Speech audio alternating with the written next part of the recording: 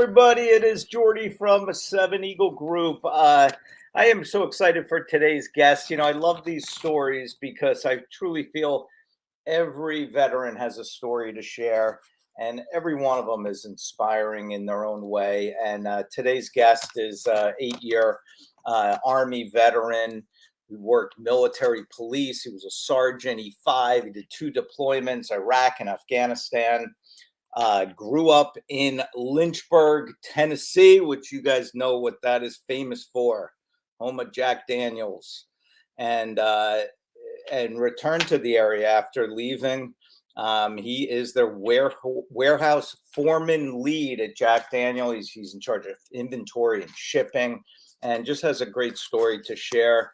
And he's going to have. I'm looking forward to this conversation. Anyway, so please welcome Jason Bobo. Hey everyone, how you doing? Wearing his Tennessee shirt. Got to support my team. So Jason, thank you, man, for coming on, man. I love to talk to guys like you who I just feel have really cool careers. You're working at Jack Daniels. I know a job is a job at the end of the day, but man, you're working for a great company. You grew up in the backyard there. Talk a little bit about what sort of headed you down the military path, growing up in Tennessee. Are you coming from a family of veterans, or are you the first one? No, my father's a Vietnam veteran. My brother, he's a Afghanistan, Iraq veteran as well. A grandfather on my mother's side. He was on the first wave of D-Day, so I've got a long list. Of course, I had quite a few uncles and a few aunts who were in the between all 4 of the branches. Quite a few.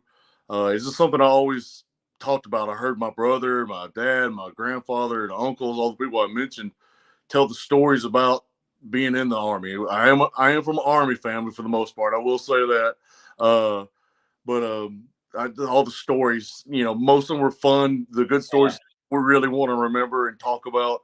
And I remember sitting around as a kid, even on up to 16, 17, 18 years old, not long before I joined the military. And thought this sounds like so much fun. And I was just being enthralled and listening to them for hours and hours. So it was just, one day I just kind of made up my mind. I wanted to join the military, and talked to my family about it, talked to my father and my brother, especially because, you go and you get some real advice from people who had been there and done that, and went at the recruiting station and started talking to them, and the rest is kind of history.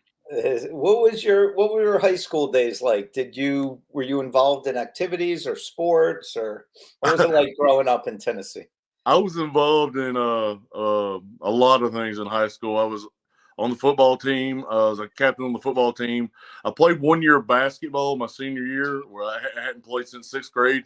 I was really good at fouling, so big muscle down low. Yeah, and I was also in other more academic style stuff. I was in 4-H. I know a lot of people will make fun of that, like nerdy kids or whatever, but I had a great time doing it. Learned a lot of stuff. Learned a lot of stuff that I was able to apply while being in the military. And I was in FFA, the Future Farmers of America. Thought I was going to be a farmer for a while, then I realized it costs a lot of money to get that going. So I'm still not a farmer, but that's just some of the more prevalent things that I was involved in. Good for you, man. And so talk a little bit about your time in the Army. What was the experience like? And, I know you did 2 deployments, and, do you mind sharing some of the stories? Man, as anything else, there's good and there's bad. Anything. I enjoyed, for the most part, my time in the military. Like anybody who was in the Army, Navy, Air Force, Marines, at some point they probably were like, I hate this, especially when you're doing the early mornings and late nights.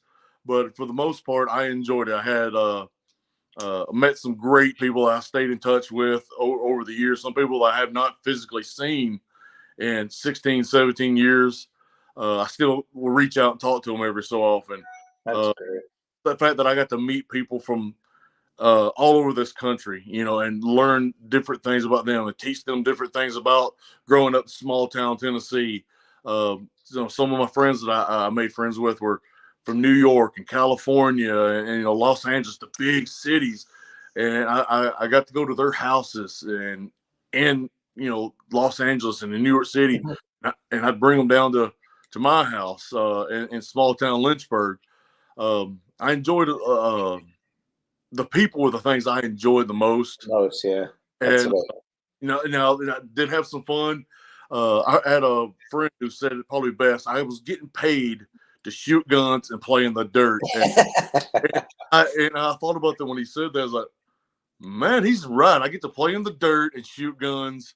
So yeah, I enjoyed that part. And, getting to go to different schools and meeting new people from all over the Yeah. country, not the world, and getting to do some traveling as well. But Yeah. for the most part, yeah, I enjoyed being in the military. When you look back now at your time in the Army, and how has that helped you in your post-military career, with specifically with your job, working at Jack Daniels? How did some of the stuff you learned while serving make you a better employee, a better manager? Well, the thing is, with any time you're in a leadership role, you've got to be able to work and deal with people of different backgrounds, different cultures, different religions. So even sometimes being in Jack Daniels, a lot of people have quite a few things in common. Most part rural. Other than a couple of three, it's all male environment that I work in. But you start going a little deeper into the weeds. People are different, even though they may seem the same from the outside. There's difference, and you learn that you can work with different people from different backgrounds, different life experiences. I learned how to kind of maybe not read people as the right word, but kind of read them emotionally a little bit. Somebody comes in having a bad day, you can I can kind of pull them aside. Hey man, everything all right? Okay, it's just why I woke up tired, or sometimes no, I'm fine. And that maybe they had a problem at home that night before, that morning, and you kind of learn how to kind of shield them if need be, and also you learn how to, if somebody needs to, give them a swift kick in the pants, because Yeah, sometimes that's what you need. no doubt. No doubt. Plus, I work in a hot environment, and you know, you get used to working in a hot environment overseas and having to put out. And where I work in, it's a physical environment at times. So Yeah. you my body got used to being pushed a lot. So You you know, develop that toughness in the military, especially in your line. yes, What sir. you told me this stat that roughly 10% of your town works for Jack Daniels. Is Yeah, I that mean, right? the whole county of Moore County, which is where Lynchburg is at, is roughly 4,000 to 4,500 people, and there's roughly 550 to 600 people that work at Jack Daniels. They're the big fish in town. That goes without saying whatsoever. Any other whiskeys are sold in the drugs in the stores in town? I bet not, huh? No. well, in Lynchburg and Moore County is a kind of a dry county. You can buy beer, you can buy wine and stuff like Yeah, that, but the only place you can actually buy whiskey in Moore County is at Jack Jack Daniels. Daniels. That's Uh, wild. you, and only because we produce it on grounds, we have to sell it on grounds. On ground. That's But, interesting. but we're So, surrounded by quite a few distilleries around us. yeah. So, let's talk about your transition now. You're deciding, hey, I'm ready for my next chapter. Um, what headed you down? Why did you choose to come back to work for Jack Daniels? I mean, what an incredible company. But were there any other ideas at the time? Any other thoughts? Was it easy getting into the company? What were some of the challenges that you had to overcome in your transition? Well, just to be completely honest, my initial goal and thought was to get into law enforcement. I started going towards the path down to the Tennessee State Trooper, the Highway Patrol, but also knew that at times could be a hard process because they would have hiring freezes every so often, depending on the budget. And I started working at Jack Daniels as just a temporary employee to a temporary service. And that's how most people get hired on at Jack Daniels, is through a Yeah. temporary. And I thought, well, I still gotta pay the bills. Still gotta eat. And as you can tell by looking at me, I enjoy eating. So, so I still had to pay the bills. And it was getting, when they announced they were going to do some hiring. Um, I mean, I was always giving out, doing my 100% best every time I went to work. Hmm. And needed me to go to this department or that department, I didn't complain. I just went. And that's another thing I learned from the military, is the roll left and right when you need be. Yeah. And basically it came down to, I realized I enjoyed what I was doing, working in the warehouse. And at times it's hot, sometimes it's cold, hard work, but we had good people around us, and it's a good company, good job to have. And basically it came down to, they offered me a job first. Hmm. And I thought about it. I enjoyed what I was doing. I knew I was going to be home every night. I knew there wasn't going to be a call at, Yeah. 4 morning to go work a wreck. And I thought, all right, I'm going to do this. And I'm glad I did. As much as, at times I wish I'd have got into a lot more into law enforcement, I'm happy where I'm at. I really am. It's a good place to work. That's great. Yeah, it's always easy to look back and say, "Oh, what if I did that path?" But it sounds like you chose a good one for your situation. Yes, sir.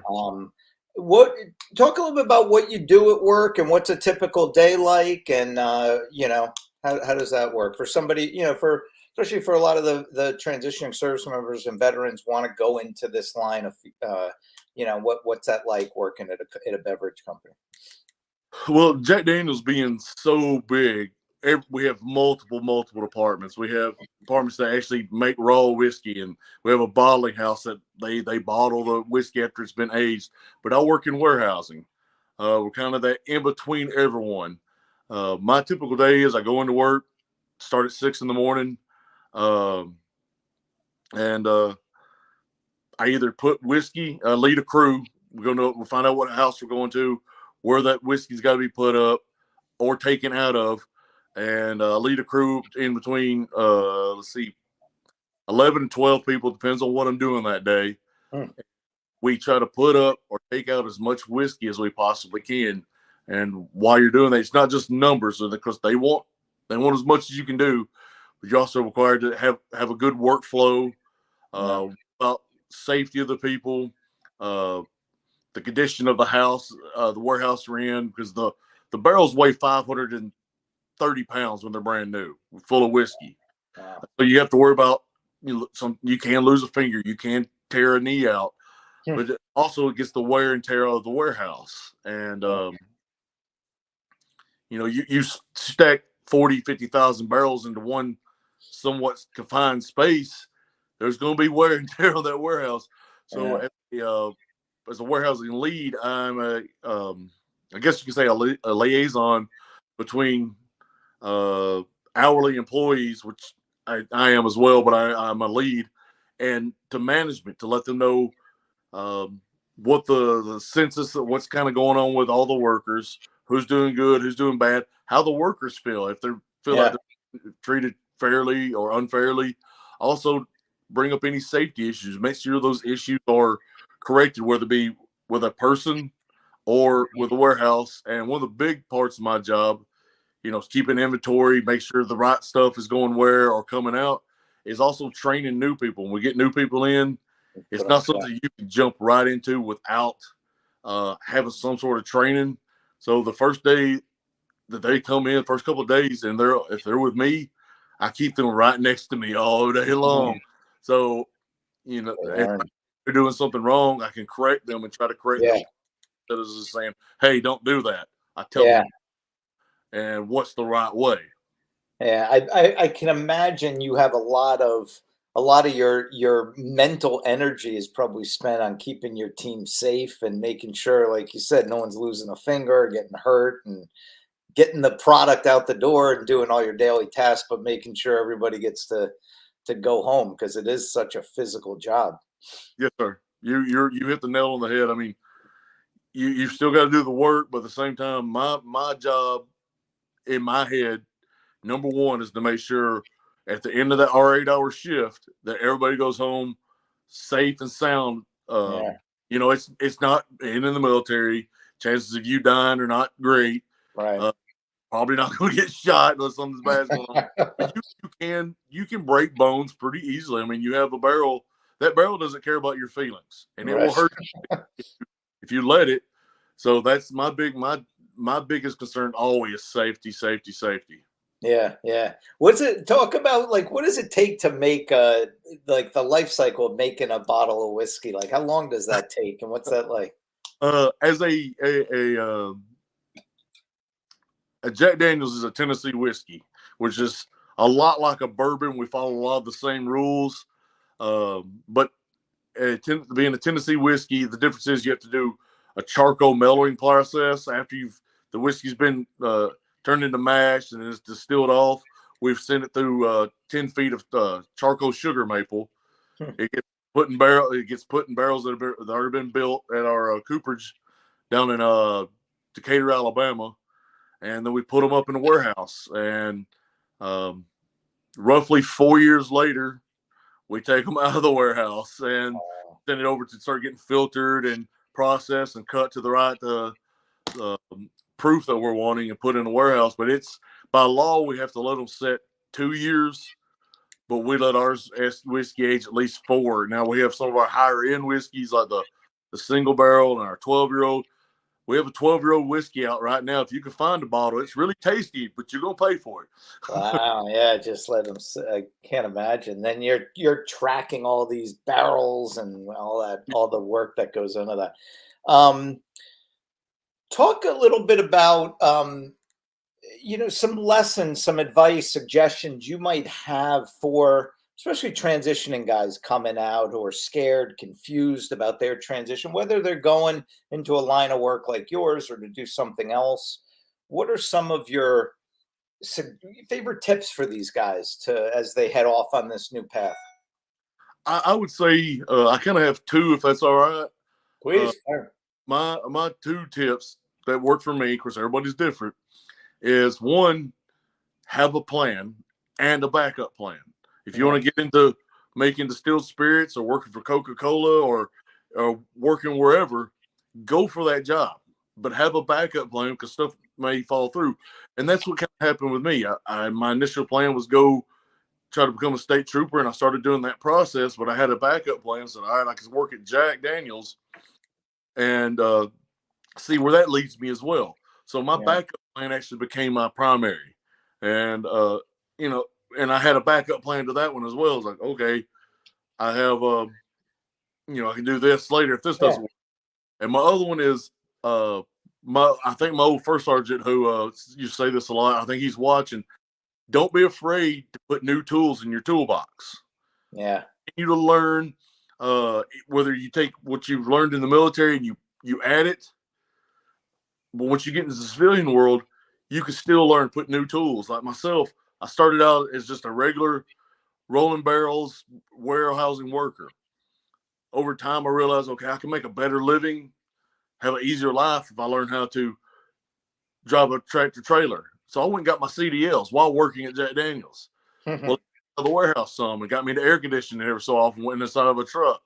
I got my tow motors license so I could go to different departments if, eventually my body may wear down. I have to go to a different department. Well, that's 2 new skills that I have over other people that can, open more doors.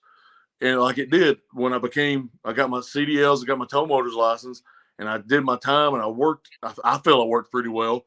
I was able to they promoted me to a warehousing foreman lead.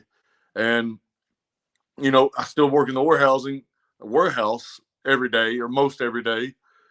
But being a lead, I'm more worried about, production and safety. So I don't have to work as hard as I did when I first started 10 years ago. And I get money.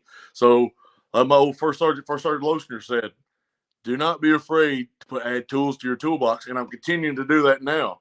A couple of years ago, I finally, at the age of 40 years old, finally graduated from college. And I'm hoping that'll open some doors for me. But do not have a plan and have a backup plan to that first plan. and always add tools to your toolbox, because you never know when you're going to need them, and they may help you. Even if you don't see how it does now, it may help you down the road. It may help you big time. Yeah. I love it. Your first sergeant's listening, saying, "Damn, you actually listen to me." that's the one time I listen, Top. What I love, I'll tell you what I love about you. You said it earlier in the conversation, was when you first took that job, and you just like helped out. You did anything. You didn't like, if a job needed to be done, you did it. You didn't complain. It sounds like you're a real team player. You got an incredible work ethic. And I think employers and hiring authorities spot that very quickly in people like you. Well, I mean, when you're working in a team where we call them crews, Yeah. and you have different crews every day, you pick out the guys who are not team players pretty quick. The guys who Yeah. care if they mess you over, they're not worried about you. If something happens to a barrel, and it Yeah. takes a couple of people to stand it up or get it going where it needs to go, you always see that one guy who will just kind of walk away or walk on past while everybody else is struggling. And that gets pointed out. And, just, I guess, from my years of playing sports and having to be in a Oh, team yeah. environment, military, it just instilled that into me. Is that if I can jump in there and help you, I'm going to. Where you Yeah. need to go, I'm going to go. As a manager now, in charge of a crew, how fast can you evaluate somebody? Like, does it take you 30 days to figure that out? Like, hey, this guy's a player and I want him on my team. Is it quicker? How long? Um, Cases will vary, but uh, I try to give people at least 2 weeks. Sometimes you get that sense within the first day. Yeah. But I don't want to be that person who, Yeah. from my first initial thought, because people can be wrong, and after 2 weeks you can tell Right. this person either can do this job Or can. or can't do this job. This person is somebody I want on my crew every day if I can, or Yep. I don't want them on my crew ever. Yeah. Do And, you ever have situations? I love the situation where somebody who maybe doesn't interview well or didn't have a great resume, but you see him in action and you're like blown away by, That's like wow, that's that guy. That guy's a worker. yes, sir. Yes, sir. Yeah, that's great. What Let's switch gears for a moment. Now, I want you to talk to the other hiring managers out there in America, no matter what industry, um, business owners. What does a military veteran bring to the table for their companies? Like, why should companies really look hard at bringing a vet onto their team? Well, I can sit there and tell you all the stuff that we're team players, and your veterans are they're willing to work and willing to learn, which all is true. But if you look at a military veteran, guy who's been in, a man or woman who's been in 2, 3, 5, 20 years, they're force multipliers. They have been trained in more things than they actually realize. And I sat down and started evaluating my stuff that I did in the military. It's and I was like, oh wow, I've done a lot more than I thought I have. I didn't just Yeah. wasn't just the military police. I got trained in this. I got trained in that. A military veteran is a force multiplier, Mhm. uh, and they're along with their ability to work with such a diverse group of people and backgrounds and personalities on a consistent basis. Uh, you, you know, it's hard for me to say no. Anytime we have a military guy comes in, yeah, I'm cheering for him because Yeah. you have that commonality, but at the same time, I watch most of the time when we come. I can only think about one time we had a guy come in, start working for us, trying to do that process of becoming a full time employee that was military that wasn't good, but and didn't have any skill sets, didn't really care. And you start talking to them, and you find out about their military careers. Like, oh, okay, you were that guy who nobody Yeah. wanted on their team in the military as well. But your military people are force multipliers. Yeah. From medical background, the basic, because they try to all train us. Okay, if somebody gets hurt, basic first aid. I knew more than the person that was teaching me, and I'm not saying that mentally, but I did. I was like, Yeah. I've been trained in trauma. I've been trained in how to prevent shock and all this other stuff. And then they said, okay, they wanted And when I started learning how to drive a truck, well, I drove a lot of that stuff already. I just went certified through the civilian world, so I picked up on it a lot quicker than everybody else. So I mean, again, force Yeah, multiply. I love that term, man. That's a good one. I'm going to steal that. I like that. Force Hey, I multiplier. stole it from somebody else, so it worked. Hey, and I know when you're not working, I heard you are quite the grill master. Is that true? Yeah, I'm on a well. That's the thing. I realized I needed something to occupy my time after got out of the military, other than just work. I mean, I got my wife and my kids, which that's my main priority. But I discovered I had a love for especially cooking Southern style barbecue. I uh, I just got through with a Which competition last weekend, so no way. I watch those shows on TV. I love them, man. Those guys I, are hardcore. yeah, we What's your do that. specialty? My wife says it's an obsession because I have right now I have 3 different smokers, and I'm trying to let her talk her into let me get another one. Hey, better that than like, cars or something, Well, I'm kind of doing that boat. too. Well, hey, you got something to Oh, you grill up at those Tennessee games on Saturday, huh? I've done it before. We got up the night before and took some stuff with us, and by the time the game rolled around, we were all fat and happy. Hey, that's awesome. And a shout out to your son. I heard he won a big award today. Yeah, he won the. Luckily, he got his intelligence from his mother, so he won for his 7th grade class. He won the social studies award. Hey, look at that. Chip off the old block. His mama. Jason, hey, I can't thank you enough, buddy. Then it's so awesome to talk to guys like you, and so grateful and honored to be able to have these conversations. And hopefully people or who listen to this can hear some of the suggestions, the advice, learn from Jason's experience, and you'll get yourself down that career path that makes you happy and fulfilled. So appreciate you doing this today. Thank you. It was an honor. Thank you very much. Take care, guys. Have a good one.